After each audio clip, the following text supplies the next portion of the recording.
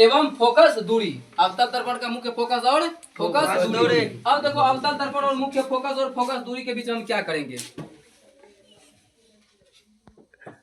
दर्पण का मुख्य फोकस और फोकस दूरी। अब ये हुआ अवतल दर्पण। कौन सी हुआ अवतल दर्पण।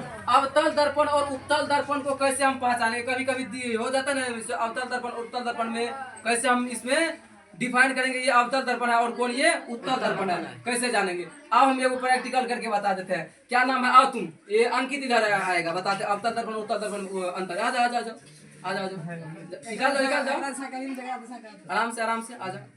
अब देखो हम उत्तल दर्पण और अवतल दर्पण में तुमको अंतर बताते हैं। दर्पण उसको कहते हैं यानी जब एक भाग उसका क्या हो फलित किया गया हो यानी रचित हो। अब देखो ये है इसको हम कैसे बताएंगे उत्तल दर्पण अवतल दर्पण। ये तो अभी लड़का है इसको दर्पण मान लो ये दर्पण है चेहरा देखेगा नहीं पता चले लेकिन इसको झुका देते हैं झुको रे। अब जब हम ईमान चलो तो अब दर्पण है ठीक। अगर हम इधर से चेहरा देखेंगे तो ये कौन सी हुआ ये उत्तल हुआ। इसका कि इसका एक सतह क्या हुआ है उभरा हुआ उठल है। देखो इधर से ये क्या हुआ है उठल है यानी क्या हुआ ये उभरा हुआ है। ये हो गया अवतल ये उत्तल हो गया।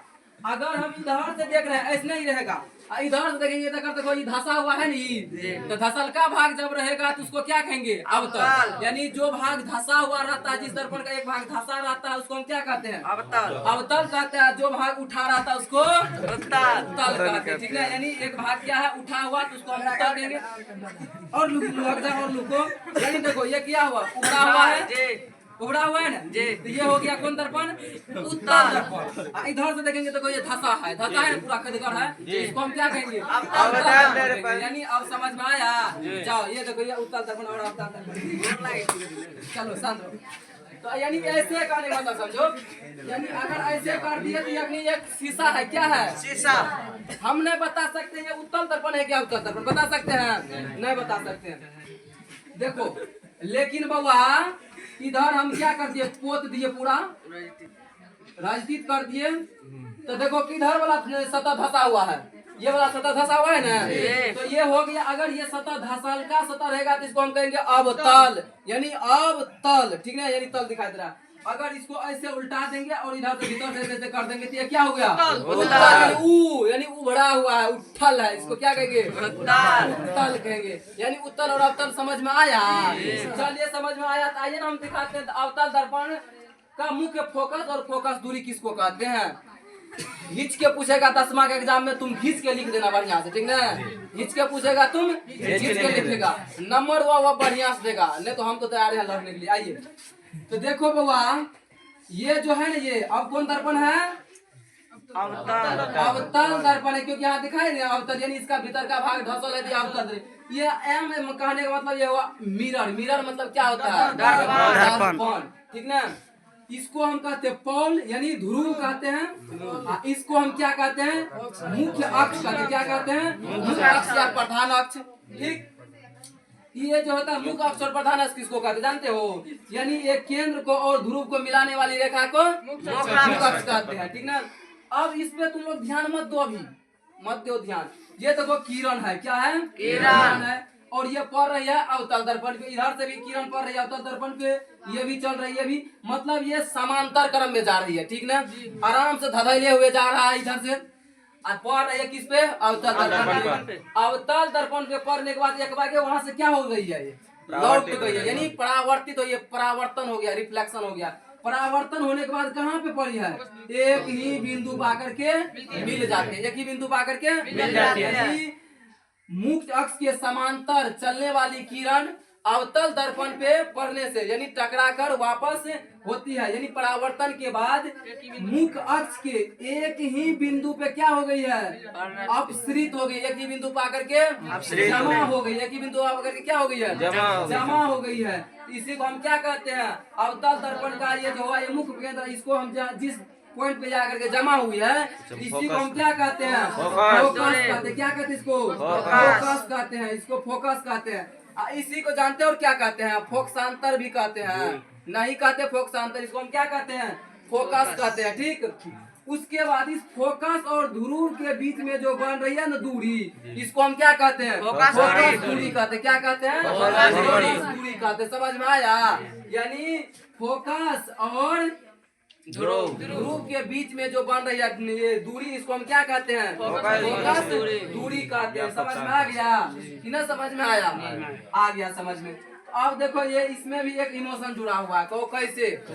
मान के चलो यहाँ पे तुम खड़ा है, मान चलो यहाँ पे झगड़ू खड़ा है, यहाँ पे मंगरू खड़ा है, यहाँ पे लड्डू खड़ा है, नाम है लड्डू, खाने लेता, ठीक ना? यहाँ पे मान के चलो गोलू खड़ा है, ठीक। इधर से जा रही है लड़की, इधर से भी जा रही है, इधर से भी जा रही है। तुम लोग इधर से गुलाब के फूल लेकर के हाथ में पड़ा है। आ जाओ रे भाई, आ जाओ, हमारे तरफ भी आ जाओ। तुम लोग का चेहरा तेरा बहुत बढ़िया है तो खुद जानबे करते हो कैसा ना भाकुर है, लेकिन तुम लोग को लगता है मेरा चेहरा बहुत अच्छा है। इस तरह से आराम से और जाएगा तो और क्या करेगा? मतलब देख लिया उधर से आ रही है, भले कुछ रहे ना रहे, लेकिन चश्मा लगा कैसे आ जाए ताकि तो हर जगह थोबड़ा बढ़िया से कहीं देखने में खूबसूरत लगे।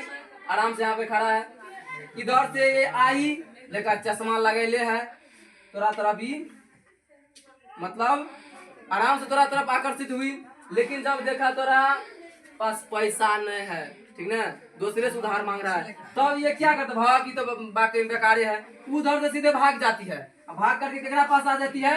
यहाँ मान चलो फोकस नाम का, मान चलो यहाँ पे सोनू है, सीधे सोनू के पास, क्योंकि सोनू के पास क्या है? पैसा, गाड़ी, चश्मा सब कुछ है, लेकिन उसका पास पैसों है। क्या है? पैसों, क्योंकि बर्गर पिज्जा खिलाने वाला कौन है? सोनू है। अब इधर से भाग करके आई सोनू के पास, इधर बैठा है रंजन, इधर से लड़की गई, देखा रंजन के पास सब कुछ है, लेकिन एक पास पैसा नहीं है। यो लड़की भाग के केकरा पास देख लीजिए सोनू को, देख सब कोई पैसा बांट रहा है लड़का, एक मतलब ये परफेक्ट है। यो लड़की आगे केकरा पास? सोनू के पास। क्यों आ रही है सोनू के पास? पैसा है। तो इधर से भी जा रही है, लेकिन देखो किधर जा रही है? घूम करके सोनू के पास। ये भी कहाँ जा रही है? सोनू के पास। यानी क्यों जा रहा है सोनू के पास? इसके पास पैसा। तो तुम लोग बाबू पढ़ लो, नहीं तो जो आएगा ना वो भाग के दूसरे के पास चल जाएगी। नहीं तो पढ़ लो, पढ़ेगा तभी तो कुछ होगा, नहीं पढ़ोगे तो भाग करके बस सोनमा के पास, सोमने को फायदा होगा, ठीक ना? समझ में आया? इस चश्मा लगाने से कुछ नहीं होगा। यानी फोकस समझ में आया कि नहीं समझ में आया?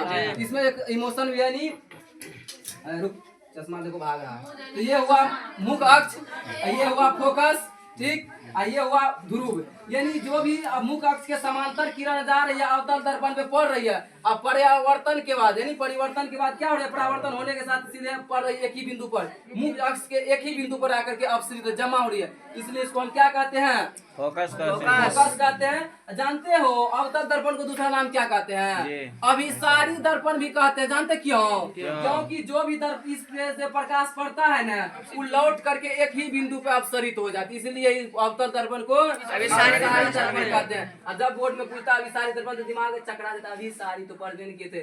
दिमाग लगाओ कि एक ही बिंदु पर आकर क्या हो रही है? इसीलिए इसको हम क्या कहते हैं? अभिसारी दर्पण भी कहते हैं। फोकस यानी अवतल दर्पण के मुख्य फोकस ये हुआ, अवतल दर्पण के मुख्य फोकस और ध्रुव के बीच को दूरी को जानते हैं क्या कहते हैं? फोकस दूरी कहते हैं। और इस फोकस दूरी को छोटका ऐप से सूचित करते हैं। कौन ऐप से? स्मॉल ऐप से। अब फोकस को बड़का ऐप से सूचित करते हैं, छोटका को छोटका ऐप से सूचित करते हैं। फोकस दूरी को स्मॉल ऐप से और फोकसांतर यानी फोकस को बड़का ऐप, फोकस को कौन चीज से? सूचित करते हैं। ये ध्रुव हुआ, ध्रुव को हम कौन चीज से सूचित करते हैं? P for पोल, पोल मतलब ध्रुव, ठीक ना? यानी दर्पण के बीच वाले मुख्य अक्ष को यानी भाग को क्या कहते हैं? ध्रुव कहते हैं। ये दर्पण हुआ, ये किरण हुआ, ये मुख्य अक्ष हुआ। समझ में आया? नहीं समझ में आया तो वीडियो देखते रहना यूट्यूब पे, ठीक ना? और समझेगा ना, समझ के नहीं सीखेगा तो यही हाल होगा, जाएगा तुम्हारे पास घूर करके आएगा, एक तब माथा पीटते रहना, ठीक।